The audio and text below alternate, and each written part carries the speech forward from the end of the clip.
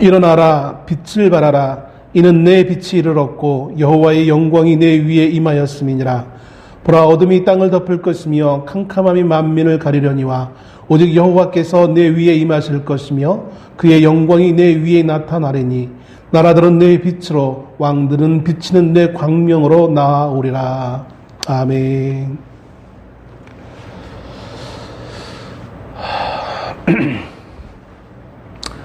어느덧 8월 마지막 주가 되었습니다.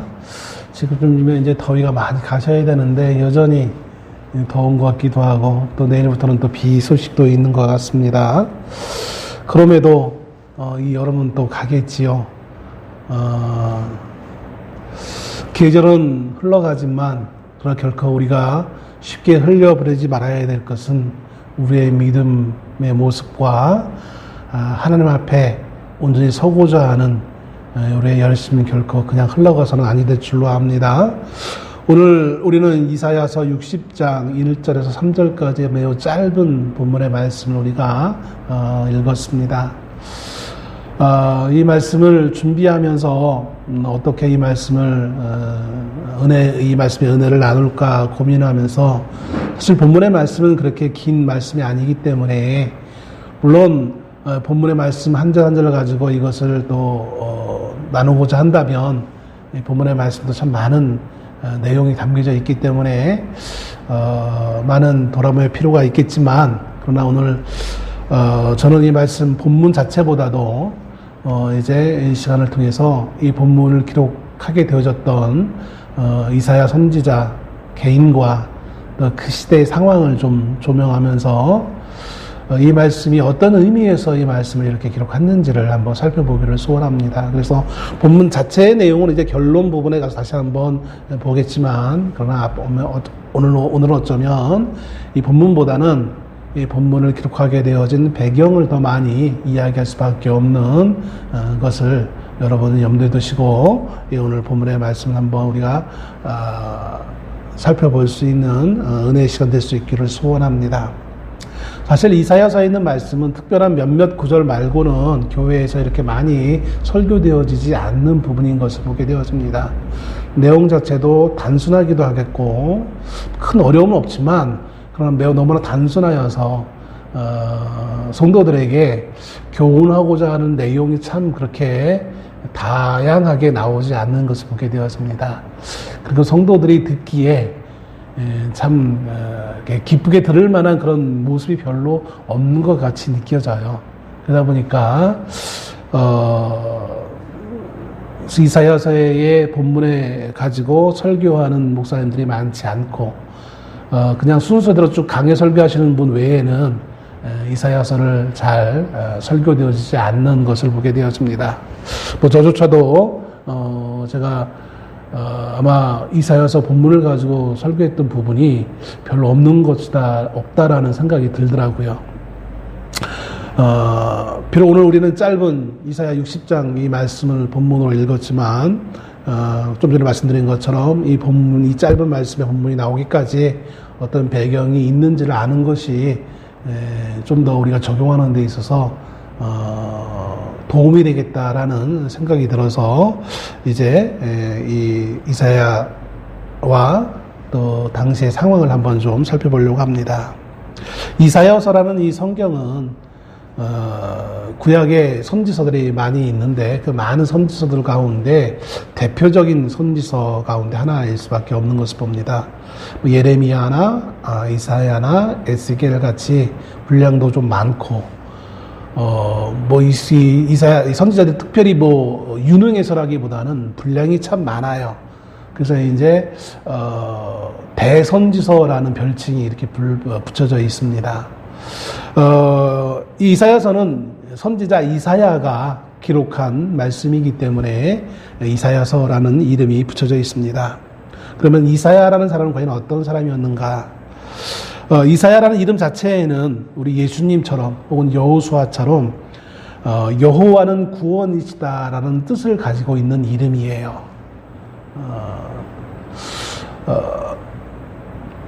제대로 다 전체적으로 알려지진 않았지만 아마 이사야라는 이 사람은 그래도 보편적으로 그 신분상 매우 왕족 아니면 귀족이 아니었을까라는 학자들이 이렇게 추측을 합니다. 그 이유는 그가 하나님의 부르심을 받아서 이사야서를 기록하기 전에 또 선지자 활동을 하기 이전부터 이미 왕들에 대한 그것을 기록해주고 있는 일종의 사관의 역할을 했던 것을 보게 되어집니다. 그래서 그런 신분이 좀 높은 위치에 있지 않으면 알 수 없는 그런 내용들의 글을 성경뿐만 아니라 그가 따로 기록한 책에 있는 것을 보면 그러니까 최소한 귀족 좀 더 높이 본다면 왕족 중에 하나일 것으로 학자들은 이야기하고 있는 것을 보게 되어집니다. 아무튼 오늘 이사야 1장에 보면 이사야가 선지자 활동을 할 때 그 시기를 어떻게 얘기하냐면 우시야 왕, 남유다의 우시야 왕이 죽던 해에 하나님이 이사야를 부르십니다. 그러면서 그를 선지자로 이제 사용하시려고 그를 부르시는 모습이 담겨져 있는 것을 보게 되었습니다. 그래서 우시야가 죽는 그 해, 그 이후에 이제 우시야의 그 이후에 왕이 된 사람이 그의 아들이었던 요담이라는 사람이 있었고, 요담, 또 아하스, 히스기야, 또 므낫세 왕 때까지 선지자의 활동을 합니다. 근데 이제 이사야 1장에는 마지막 므낫세는 기록하고 있지 않아요. 언급하고 있지 않아요. 그 이유는 어떤 학자들은 므낫세까지 포함해가지고 이사야가 선지자 활동을 한 것을 약 한 100년으로 봐요. 근데 뭐 이사야가 100년까지 살진 않았거든요. 그건 너무 이제 폭넓게 본 것이고, 이사야서 1장에는 므낫세의 이름은 빼고 히스기야 때까지 선지자 활동을 한 걸로 기록합니다. 그러나 왜 이렇게 차이가 있느냐면 이사야가 므낫세 왕 때에 순교를 합니다. 그 므낫세가 왕이 된 이후 얼마 못 가, 뭐 1년이나 2년 안에 이사야가 그만 순교를 당하게 되어집니다. 탈무드 전설에 의하면 므낫세 왕이 자신의 그 정책에 반대하던 이 이사야를 톱으로 허리를 잘라서 이렇게 죽였다라고 탈무드 전설에 이어져 내려오고 있는 것을 보게 되어집니다. 참 잔인하죠. 톱으로 사람의 허리를 잘라 죽였다라는 것은. 왜 이렇게 이 므낫세 왕이 이 늙은, 어떻게 보면 이제 대략 나이가 한 60세 정도 되어질 그런 이사야였거든요. 그 늙은 선지자를 왜 톱으로 잘라 죽였을까? 이사야가 선지자 활동을 할 때에 함께 동시대 같이 활동했던 선지자들 가운데 이런 선지자들이 있습니다. 우리가 익히 알고 있는 구약의 아모스, 호세아, 미가 선지자가 있습니다. 여러분, 호세아, 미가, 아모스를 떠올리면 그 내용들을 보시면 그 내용이 참 발달하기보다는 매우 애처롭고 안타깝고 또 거기 하나님의 분노의 모습이 담겨져 있는 것을 보게 되어져요. 므낫세는 왕이 됐을 때 그의 아버지 히스기야와는 다른 정책을 펼칩니다. 히스기야가 병이 걸려 하나님 앞에 기도하면서 15년의 생명을 연장받죠. 15년을 원래 죽으려고 했던 때보다 더 살게 되어집니다. 하나님의 은혜였어요. 그런데 문제는 이 15년 사이에 누가 태어나게 되어지냐면 그의 아들 므낫세가 태어납니다. 므낫세가 왕이 될 때 나이가 12살이었어요. 제가 늘 성경을 보면서 안타깝기도 하고 왜 이렇게 됐을까라고 하는 좀 안타까운 어떤 그런 여러 장면이 있는데 그 중에 하나가 이제 이 장면이에요. 히스기야가 생명을 연장하지 않았다면 므낫세라는 아들이 태어나지 않았을 텐데, 뭐 역사에 만약이라는 것은 있을 수 없다고 하지만 므낫세는 그의 아버지 히스기야가 종교 개혁을 일으켜서 산당을 다 허물렀던 것을 다시 산당을 세우고 하나님의 성전에 1월 성신을, 태양신을 숭배하는 그런 제단을 만들고 바알과 아세라를 섬기게 하는 정책을 하게 되어집니다. 이방 나라와 같이 연합하게 되어지고 그러면서 자연스럽게 우상을 섬기게 되어져요. 심지어 어떤 왕들도 그렇게 하지 못했던 감히 하나님의 성전에서 하나님을 예배하는 그 성전에서 우상을 같이 섬기는 할 수 있는 그런 제단들을 만들어 놓고 거기서 제사를 지내는 그런 정책을 펼치고 있는 것을 보게 되었습니다. 심지어 자신의 아들을 불에 태워서 신에게 바치는 것도 마다하지 않는 그런 사람이 바로 이 므낫세 왕이었던 것을 보게 되었습니다. 그러니 하나님 앞에 평생을 하나님 앞에 헌신했던 이사야 선지자가 봤을 때에 이것을 어떻게 그것을 그대로 참을 수 있겠습니까? 여러 차례 아마 이 이사야가 그 므낫세의 잘못된 종교 정책, 아울러서 외교 정책을 지적하게 되어졌고 그것을 좋아하지 않았던 므낫세는 결국 이사야를 죽이는 데까지 이르는 것을 보게 되어지죠.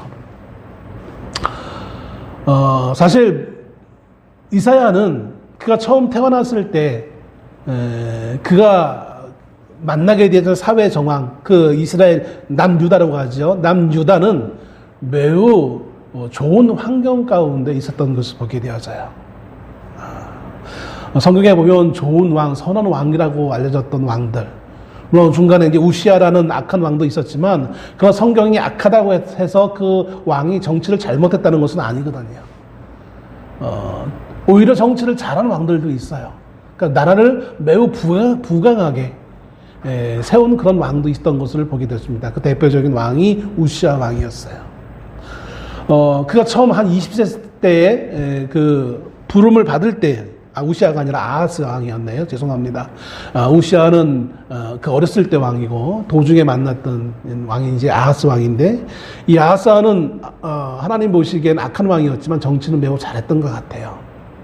비록 이웃 나라의 침략을 경험하긴 했지만 그래도 나라를 매우 잘 다스렸습니다.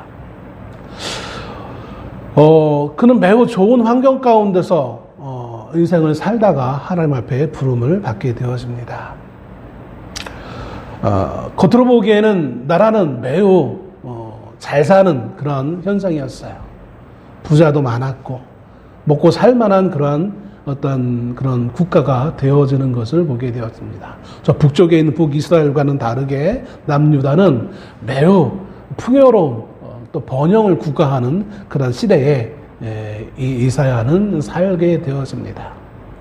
그런데 문제는 겉으로는 매우 번영했지만 그 내면을 돌아보게 되어지면 그 번영 가운데에 하나님이 기뻐하시는 주의 모습이 거기에 담겨져 있는 것을 발견하게 되었습니다. 하나님은 이사야를 통하여서 바로 그것을 남유다 사회에, 남유다 백성들에게, 또 남유다 귀족들, 정치인들에게 하나님의 메시지를 전하게 하시는 것을 보게 되었습니다. 만일 우리에게 그런 하나님의 명령이 떨어진다면 우리는 어떻게 할까? 저는 이 말씀을 준비하면서 그런 생각을 해보게 되었습니다. 좀 어떻게 보면, 인간적으로 보면 교세가 연약하고 작아서 하나님이 그런 명령을 나에겐 주시지 않을 거야 라고 이렇게 말을 하면서도 혹여라도 하나님이 나에게 그런 하나님의 일을 감당하러 하면 우리는 어떻게 할까? 한국 교회에 매우 유명한 목사님들, 많은 유명한 목사님들이 있지만 교회를 많이 세우셔서 교회를 크게 해서 유명한 목사님들도 있고 아니면 학자로도 유명한 목사님들이 있습니다.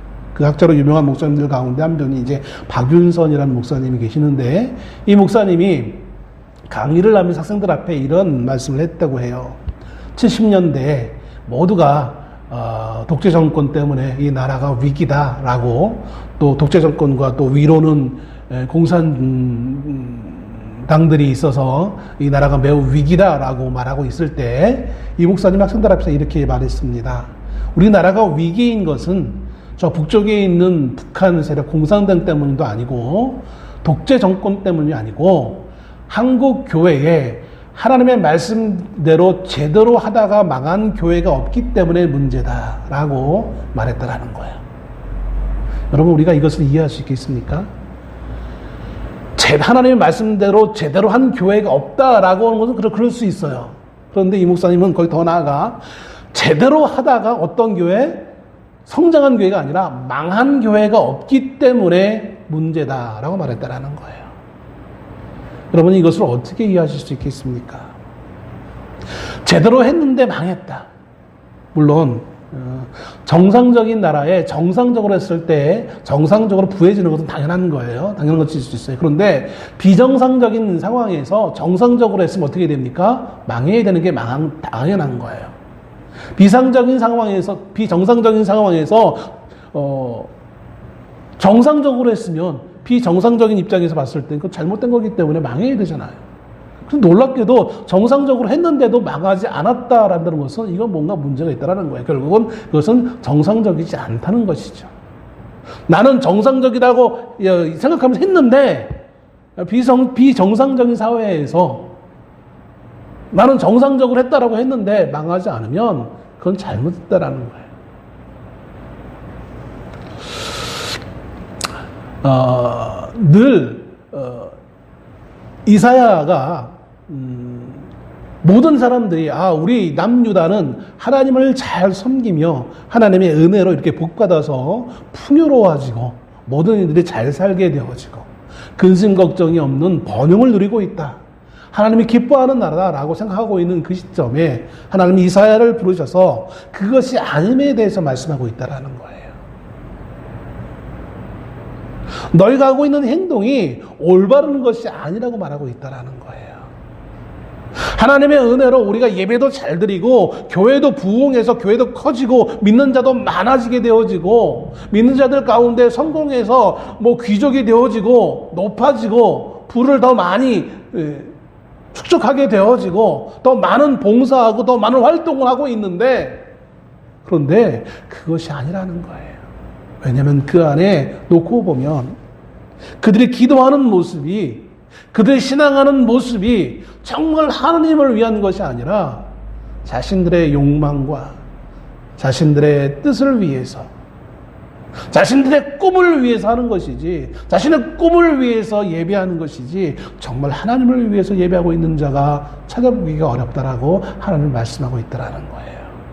예배는 드리고 있지만 그러나 그 예배드림의 모습이 결코 하나님이 기뻐하시는 온전한 예배가 아니라 기복적인 신앙의 기복적인 방법으로 마치 우상을 섬기는 것처럼 유대인들이 하나님을 예배하고 있더라. 너희들이 회개하지 아니하면 하나님은 너희들을 심판할 것이다 라고 이사야를 통해서 말씀하고 있다는 것입니다. 이사야서는 크게 세 부분으로 나누고 있는 것을 보게 되었습니다. 첫째는 1장부터 39장까지입니다. 유다 우시야 왕 때부터 히스기야 왕 때까지의 모습을 묘사하고 있습니다. 이 시기에 유다는 하나님을 버리고 우상과 세상 권력을 섬겼고 이로써 하나님의 심판이 선언되어지고 있습니다. 1장부터 39장은 직접 이사야가 경험한 그 유대 사회를 그리고 있어요. 사람들이 보기에는 어쩌면 이사야도 하나님을 부르시기 전까지는 그런 마음을 품었을지 모르겠어요. 그런데 하나님 보시기엔 그렇지 않다라는 거예요. 하나님이 그들에게 주신 그 모든 풍요로움을 믿음의 공동체가 하나 되어지고 연합되어지고 그 믿음의 공동체 안에 연약한 자들을 돌봐주고 그들을 도와주고 그들을 세우는 데 사용하는 것이 아니라 오히려 가진 자들이 더 많이 축적하기 위해서 없는 자들의 것을 빼앗고 억지로 빼앗는 가운데에 종교적 어떤 행동을 하면서 마치 그것이 축복이냐 자랑하며 있는 유대 사회를 보면서 하나님은 그것을 심판하시겠다라고 말씀하고 있다라는 거예요.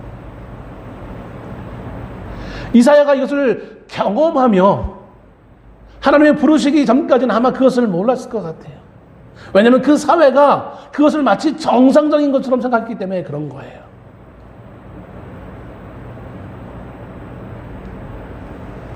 그런데 오늘 하나님이 이사야를 부르시면서 그 사회의 어두운 부분을 보여주시면서 그 사회의 잘못된 신앙의 모습을 보여주시면서 너희들이 이렇기에 이제 심판할 것이다 라고 이사야를 통하여서 말씀하고 있는 것이죠. 그리고 이후에 40장부터 55장까지 두 번째 부분에서는 그렇기 때문에 하나님의 심판하시는데 그 심판이 어떤 형식으로 나타나게 될 것일까 하냐면 바벨론이라는 나라를 통하여서 남유다가 패하게 되어지고 그들에게 포로로 사로잡혀가게 될 것이다 라고 예언하고 있다는 사실인 것입니다.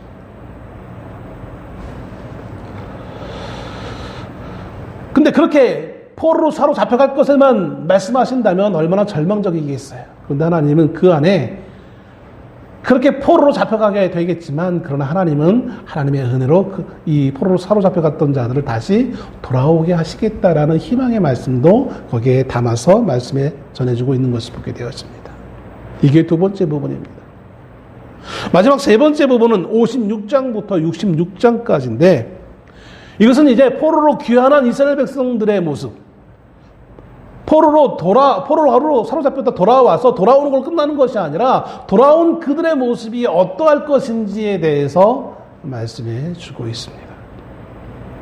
이렇게 말씀을 드리면 어떤 사람들은 이렇게 생각할 수 있어요. 첫째 부분 39장까지는 이사야가 경험한 거니까 그러니까 그건 기록할 수 있겠어.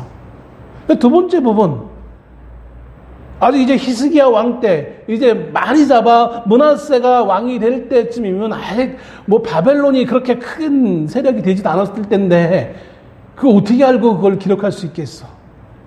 하물며 더군다나 마지막 부분은 돌아온 이후의 모습을 이야기하는 게 이게 말이 돼? 라고 하면서 성경의 영감을 부인하는 사람들은 그래서 이것을 뒷부분은 이사야가 기록하지 않았다라고 말을 합니다. 그러면서 이제 여러 가지 합리적 의심을 하는 게, 왜냐하면 뒷부분은 내용도 내용이지만 문장 형식이 앞에와 좀 다르게 기록했기 때문에 그렇다고 말을 하는 그런 학자들이 있는 것을 봅니다. 그러나 그것은 하나님의 영감을 알지 못하는 것이고 또 내용 자체가 다르기 때문에 문장 형식을 다르게 쓸 수 있다는 것을 우리가 너무 간과한 현실인 것을 보게 되었습니다. 이사야는 제가 서두에도 말씀드렸지만 남녀는 매우 부유한 모습의 사회를 경험하며 그가 성장해 왔어요. 안정적인 상태에서 그는 유년 시절을 살아왔고, 또 그가 실제로 선지자 활동할 때에도 겉으로 보기에는 매우 유대 사회는 안정적이었어요. 근데 참 두려운 것은 그것과는 다르게 저 북쪽에 있는 북이스라엘의 모습은 너무나 낙관적이지 않은 모습이었다는 것이죠. 북이스라엘이 얼마나 힘겨운 상황을 또 보내고 있는지 그는 듣게 되어지고 간접적으로 경험하게 되어집니다. 평안한 유다와는 다르게 북이스라엘은 아수르라는 나라의 침략을 당해서 그만 멸망하는 것을 그의 눈으로 보게 되어집니다. 그리고 그것은 이사야뿐만 아니라 남유다에 있는 모든 국민들에게, 백성들에게 또 다른 두려움의 요소였죠. 왜냐하면 저 아수르라는 강대한 나라가 혹여 우리도 침략하면 어떡하지? 우린 늘 그러잖아요. 우리 대한민국도 휴전 국가다라고 해가지고 얼마나 그것을 가지고 우리에게 긴장감을 불어넣어 주는지 몰라요. 지난주인가요? 근 한 20년 가까이 안 했던 무슨 민방위 훈련도 한답시고 해가지고 도대체가 그걸 왜 했는지는 모르겠는데 핵폭탄의 핵 위기 상황 가운데 어떻게 피난해야 되는지, 도대체 핵폭탄이 터졌는데 무슨 피할 데가 어디 있다고 그런 훈련을 했는지 모르겠는데, 아무튼 그런 긴장감이 생기게 되어지잖아요. 이스라엘 백성들은 남유다는 북이스라엘의 멸망을 보면서 매우 두려워할 수밖에 없었어요. 그런데 그런 두려워하고 있는 남유다 백성들에게 하나님은 이사야를 통하여서 우리가 정작 두려워해야 될 것은 아수르가 아니라 사실은 바벨론이다라고 말해주고 있습니다.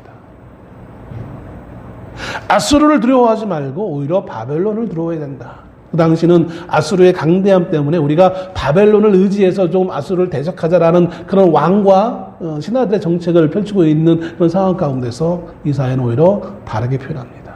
그리고 더 중요한 것은 사실은 바벨론을 두려워하지만 그러나 더 중요한 것은 무엇이냐면 왜 바벨론이 우리를 침략하게 되어지는지 그 원인에 대해서, 그 원인은 우리에게 있다라는 거예요.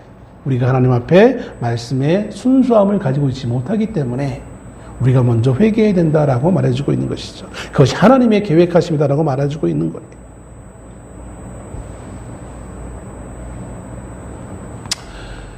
그러면서 이사야 선지자는 이제 이사야 앞에 부분에서 우리가 빨리 우리의 잘못된 것을 회개해야 된다. 우리가 신앙이라는 이름으로, 믿음이라는 이름으로, 하나님을 섬긴다는 이름으로 잘못된 신앙의 습관들, 잘못된 믿음의 방법들을 돌이켜야 된다라고 권면하고 있는 것을 보게 되었습니다. 돌이키지 아니하면 하나님은 비록 하나님의 백성이라고 우리를 부르셨지만 우리를 심판하실 것이다 라고 권면하고 있는 것을 보게 되었습니다.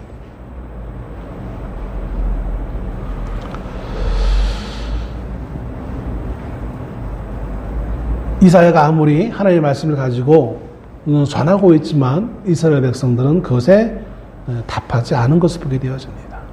회개를 외치는 이사야에게 향하여서 전혀 백성들은 그것을 요동치 않는 것을 보게 되어집니다.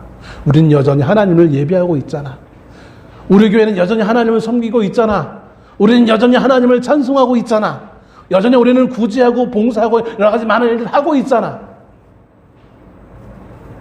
어쩌면 오늘 우리들의 모습이 아닐까라는 생각을 해보게 되어집니다.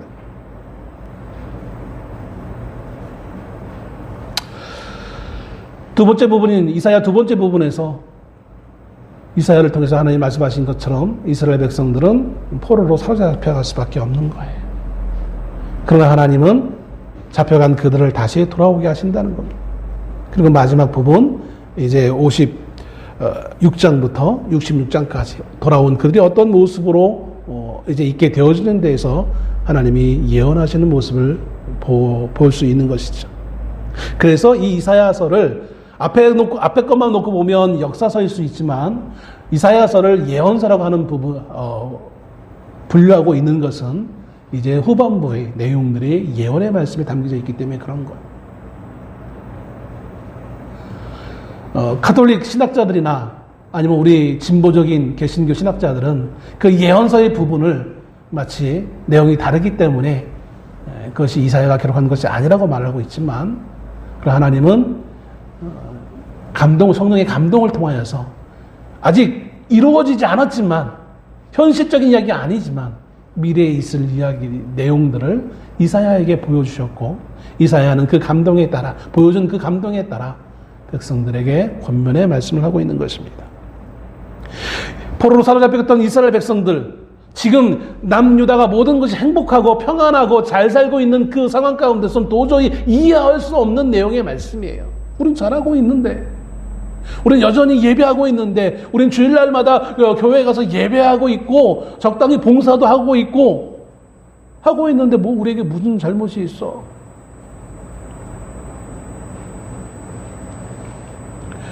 그러나 여러분 포로로 사로잡혀갔던 이스라엘 백성들이 돌아와서 그들이 직면한 그 상황에 대해서 우리는 에스라서나 느헤미야서를 통해서 볼 수 있습니다.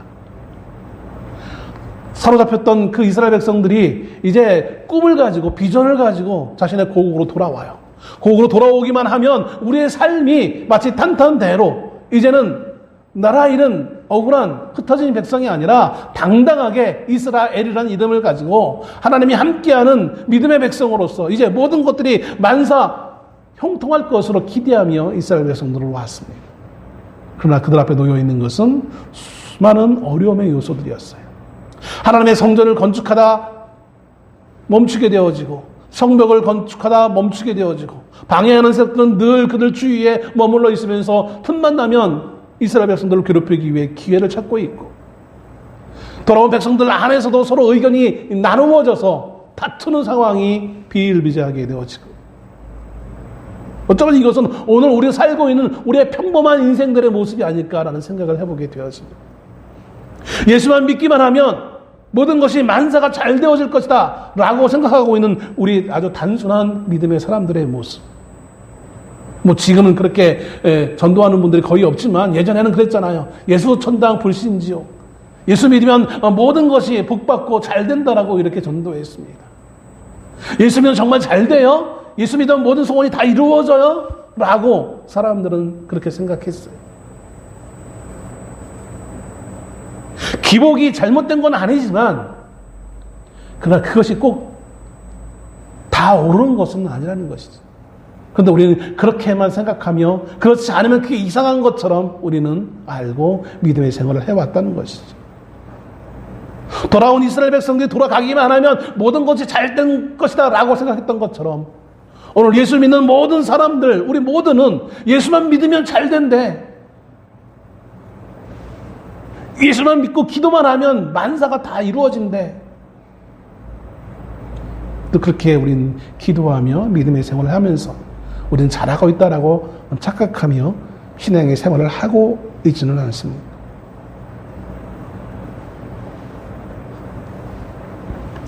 성경을 보면은요, 믿음의 사람들이 하나님의 부르심이 있습니다. 부르면 우리는 생각하기를 하나님이 우리를 불렀으니까,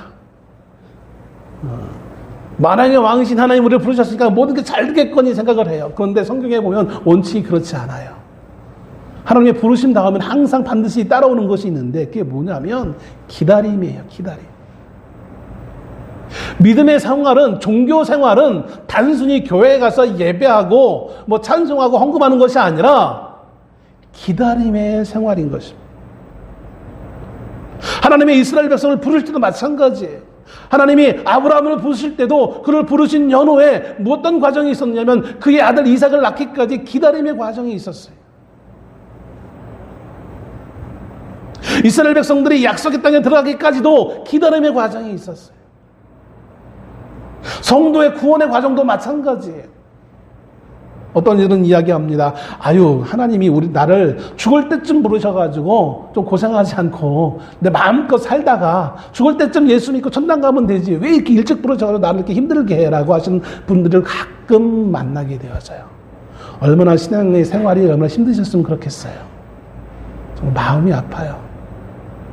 좀 신앙생활을 좀 편하게 했으면 얼마나 좋겠어요.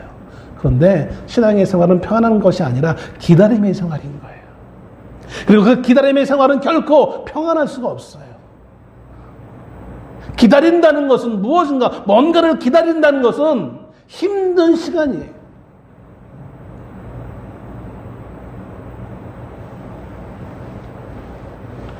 오늘 이스라엘 백성들이 포로로 잡혔던 그 이스라엘 백성들이 다시 예루살렘으로 돌아와서 그들에게 직면한 것은 이게 잘 준비됐으니까 이제 누려가 아니라 여전히 그들에게 이 예루살렘 땅에서 기다릴 필요성이 있다는 사실을 우리에게 말씀해 주고 있는 거예요. 이스라엘 백성들은 늘 그들의 마음속에 다윗 같은 시대를 생각했어요. 다윗의 영광 같은 그런 나라가 있을 것을 기대했어요. 그런데 그들은 포로로 잡혀갔었고 돌아와서 직면한 것은 아무것도 없는 황폐한 땅이 그들 눈앞에 있었다는 사실인 것이죠. 왜 그들은 그런 현실을 만나야만 했겠습니까? 성경은 아주 단순하게 말합니다.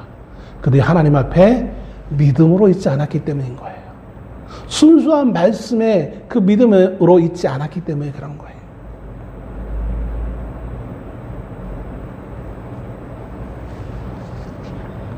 오늘 본문의 말씀에 이렇게 기록합니다. 일어나라, 빛을 발하라. 이는 내 빛이 이르렀고 여호와의 영광이 내 위에 임하였음이니라. 오늘 본문의 말씀에는 두 가지로 하나님이 이사야를 통해서 이스라엘 백성들에게 말씀하십니다. 우리가 이 예언서라는 말을 할 때에는 이중적 구조로 이해할 수 있어야 돼요. 뭐냐면 하나님이 예언서를 기록하실 때에는 첫째는 그 시대에 이 예언서를 받고 있는 그 시대의 사람들의 상황과 그 시대에 살고 있는 그 사람들을 향하여 하나님 먼저 말씀을 하십니다. 1차적으로. 그런데 이 예언서는 그 1차적 그 내용으로 끝나는 것이 아니라 이중적 구조라고 말씀드렸으니까 또 다른 2차적 메시지가 있는데 그건 뭐냐면 단지 그 시대에 해당되어진 사람들에게만 주어진 것이 아니라 그 이후의 세대, 특별히 예수 그리스도 메시아가 이 땅에 오심을 기다리는 사람들, 그리고 아울러서 이제 다시 오실 예수님을 기다리는 사람들에게까지 주어지는 메시지가 거기에 담겨져 있는 거예요. 그래서 오늘 본문의 말씀이 그 시대에 있는 사람들에게도 주어진 말씀일 뿐만 아니라 이후에 있는 사람들에게도 주어진 말씀으로 이 말씀을 하고 있는 거예요. 그 그 시대에 있는 사람들에게는 처음 오실 예수님을 기다리는 그 기다림의 모습을 설명하고 있다면 그 이후의 사람들에게는 다시 오실 예수님에 대해서 말씀하고 있는 거예요. 바벨론으로 포로로 사로잡혀 잡혀갔던 이스라엘 백성들이 다시 돌아왔을 때 그들의 모습은 매우 절망적인 모습이었습니다. 예수만 믿기만 하면 모든 문제가 다 해결될 거야 라고 생각하는 믿음의 사람들처럼 이스라엘 백성들은 이제 예루살렘에 가기만 하면 우리가 누군데 하나님의 백성인데 이 70년간의 바벨론 포로 생활도 견뎌낸 우리인데 약속대로 우리를 돌아오고 계신 하나님은 결코 우리를 버려두지 않고 이제 모든 것을 찬란한 미래를 우리에게 주실 거야 라고 기대했을 거예요. 그런데 그들 앞에 놓여있는 현실은 황폐한 땅이었어요. 정말 맹수들만 살고 있는 아무것도 없는 그런 땅이었어요. 준비되지 않은 땅이었어요. 광야 같은 말만 도시이지 예전 도시지 광야와 같은 저 황폐한 땅을 맞이하게 되었습니다. 땅만 그렇습니까? 상황도 그랬어요. 하나님은 그들에게 이렇게 말씀합니다. 두 가지의 것을 말씀합니다. 첫째는 일어나라라는 거예요. 일어나라. 왜 우리가 너무나 말로 표현할 수 없는 큰 불행을 당하게 되어지면 할 말을 잃는다고 얘기하잖아요. 절망적 상황이 되어지면 모든 의기를 다 꺾여서 어떻게 해야 할지 모르는 망연자실한 그런 상황에 처한다고 하잖아요. 이스라엘이 그랬어요. 일어나라라는 거예요. 그런데 일어나라.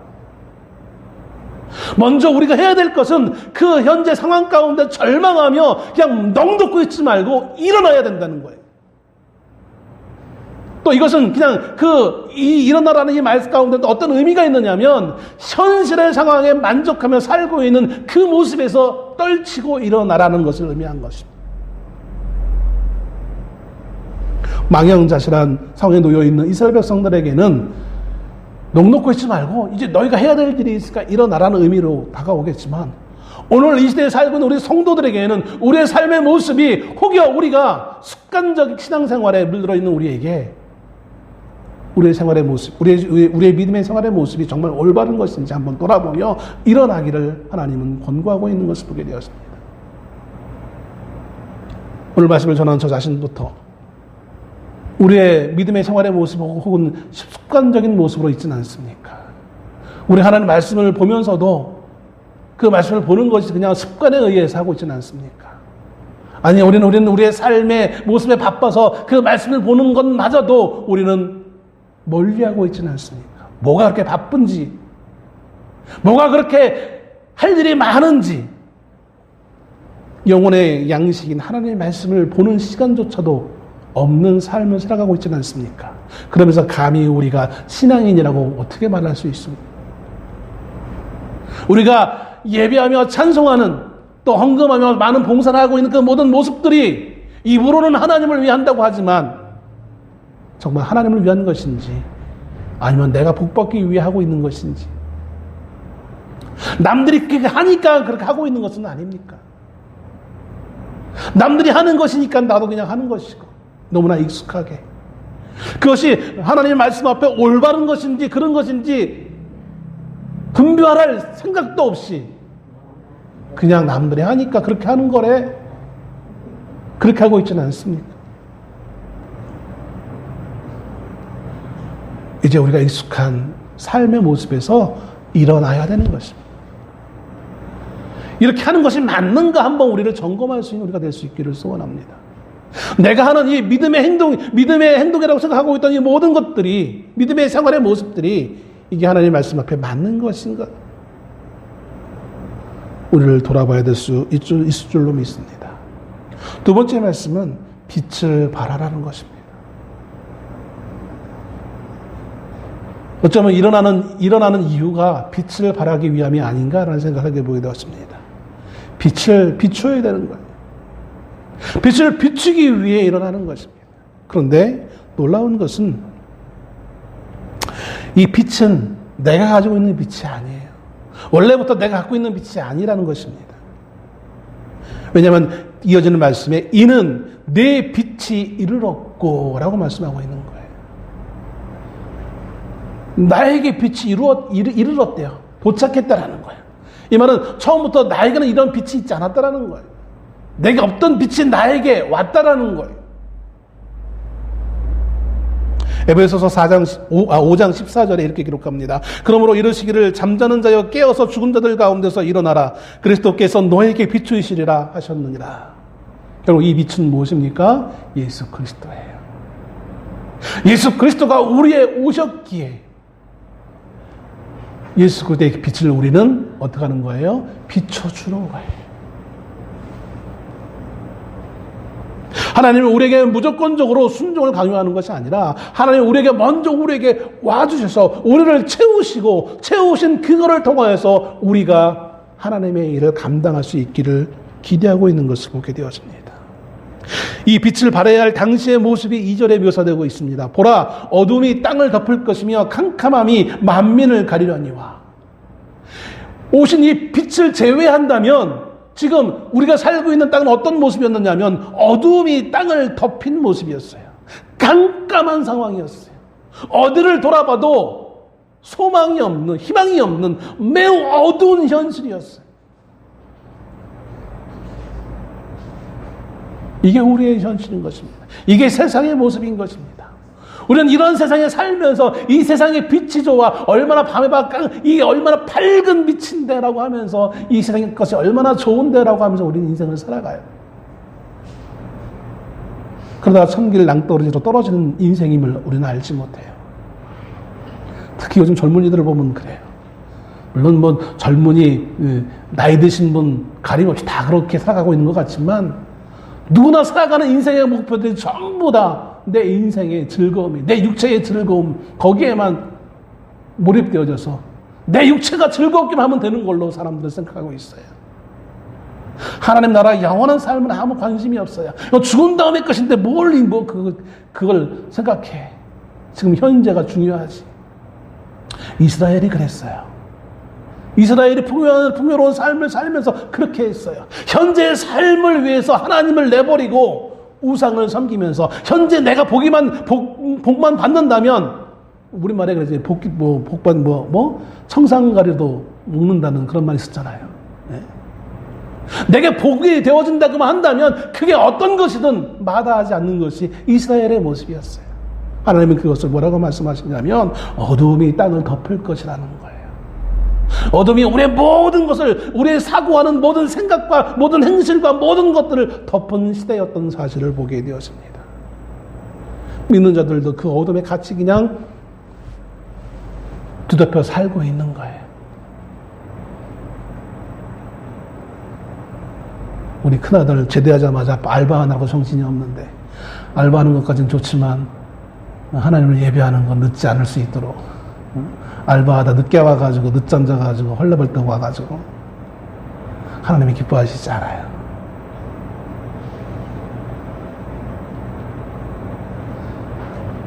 어두움이 땅을 덮었기에 나에게는 그 어떠한 희망의 상황이 있을 수 없어요. 내가 열심히 하면, 내가 노력하면 그건 세상에 말하는 거예요. 내가 아무리 노력한들 그 어두움이 몰라가지 않아요. 그러기에 하나님은, 빛이신 하나님이 우리에게 오신 거예요. 우리가 보여줄 것은 내가 가지고 있는 의와 내가 가지고 있는 노력과 내 열심을 보여주는 것이 아니라 나에게 오신 예수 그리스도, 그 빛을 세상에 보여주는 거예요. 이게 기다리는 자들이 해야 될 일인 거예요. 믿음의 사람들이 해야 되는 일들인 거예요. 내가 예수를 믿었더니 이렇게 복받아가지고 이렇게 잘 됐어, 그거를 나타내 보이는 것이 아니라 예수를 보여주는 거예요. 하나님은 예수를 나타내 보이기 위해서 우리에게 기다림의 시간들을 허락하시는 것입니다.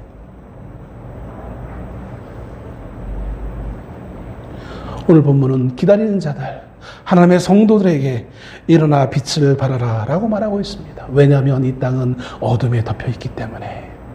어둠이 덮여있는 이 땅에 보여줄 수 있는 것은 아무것도 없어요. 빛이 비춰줘야만 뭔가 그게 뭔지를 분별할 수 있는 거예요. 우리가 보여줄 것은 세상의 방법과 수단이 아니라, 세상의 평화로움이 아니라 우리가 빌어야 될 것은, 우리가 기도해야 될 것은 세상의 평화 자체가 아니라 그 평화를 가져다 줄 수 있는 예수 그리스도를 보여줘야만 된다는 사실인 거예요. 근데 우리가 보여주는 것은 그 예수가 아니라 우리의 풍요와 우리의 성공과 우리의 자랑거리들을, 육신의 자랑거리들만 보여주려고 하고 있잖아요. 이렇게 했더니 성공했더라. 이렇게 했더니 복받았대더라. 복이 중요한 것이 아니라 우리가 나타내 보여야 될 것은 예수 그리스도인 것입니다. 원래는 내 것이 아니었는데, 내 안에 없었는데 내 안에 오신 그 그리스도 예수를 보여줘야 된다는 사실인 것입니다. 2절 하반절에 오직 여호와께서 내 위에 임하실 것이며 그의 영광이 내 위에 나타나리라. 영광이라는 것은 하나님의 나타나심을 얘기합니다. 하나님의 본성적인 나타나심을 얘기하는 거예요. 그랬을 때 나라들을 내 빛으로, 왕들은 빛은 내 광명으로 나오리라 라고 말하고 있는 것입니다. 왜 이 땅이 무질서해지고 왜 이 땅이 이렇게 암흑으로 가려져 있습니까? 우리에게 비춰주신 그리스도 예수의 그 빛을, 하나님을 이 땅에 비추지 않았기 때문인 거예요. 돈이 없어서가 아니라, 건강하지 않기 때문이 아니라, 우리의 능력이 없어서가 아니라 우리 안에 계신 그리스도 예수를 우리가 소개하지 않았기 때문에 그런 것입니다. 그러기에 믿는 자들의 책임인 거예요. 어느 누구의 잘못이 아니라 믿는 자들의 책임인 거예요. 목사의 책임인 것이고, 직분자들의 책임인 것이고, 우리 성도들의 책임인 것입니다. 이사야 선지자는 하나님의 부르심을 받은 이후에 너무나 익숙했던 잘되어짐의 복에서 벗어나 하나님의 말씀을 제대로 선포하고 있습니다. 일어나라. 현실에 안주하면서 일어나라. 무늬만, 겉모습만 신앙인의 모습을 갖고 있지 말고 우리 안에 오신 그리스도 예수의 그 빛을 비추어라. 우리의 시선으로, 세상의 가치관으로 세상을 바라보지 말고 예수님의 시선으로 바라보라는 거예요. 예수님의 가치관으로 바라보라는 거예요. 어떤 이들이 말을 합니다. 예수님 말씀하셨죠. 비유로 말씀하셨어요. 잃어버린 한 마리 양을 찾기 위해 99마리의 양을 버려두고, 세상 경제 법칙에서 또 리더십에 따른다면 이건 말도 안 되는 거예요. 어떻게 99마리를 버려두고 한 마리를 찾아갈 수 있겠습니까? 근데 주님의 마음은 잃어버린 그 한 명, 그 생명을 찾기 위해 모든 것을 희생하는 거예요.